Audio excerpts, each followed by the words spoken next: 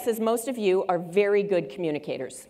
You would not be this successful if you were not good communicators.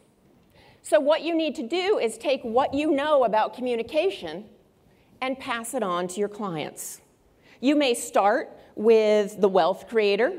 If you only work with that person, bring in the spouse, teach them how to talk about money, and then think about, okay, now that you've learned how to talk about money, let's see if we can bring in somebody else from the next generation to talk about money. Now, these are basic guidelines, and you do have a handout on this, and you probably know this. I teach this at the Chicago Booth School of Business, and often what I say is this is not brain science, right? Active listening is basically really putting yourself in somebody else's shoes and hearing what they're saying and letting go of your own agenda.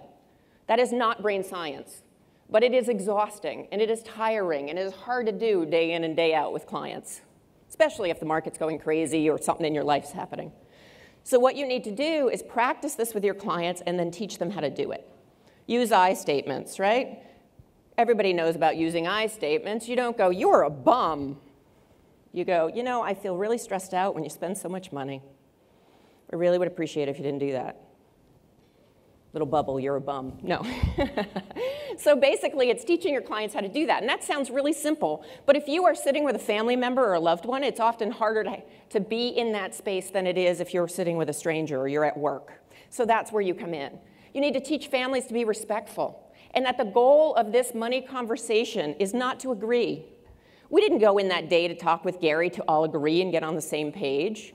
We got in there to hear Dad's perspective, eventually hear my sister's perspective and mine. Till the end, we had different perspectives, but we agreed to disagree. And the other thing you need to do with your clients is practice. Sometimes they will be very nervous before a money conversation, and so it's letting them know that it's very normal to be nervous and that it's really important that they just practice. They practice with you, they practice with their spouse, and then if you do something that's a little bit more family-oriented, that it's, you know, very limited and very controlled, right? You pick a goal, you talk about it, it's time limited, but to practice.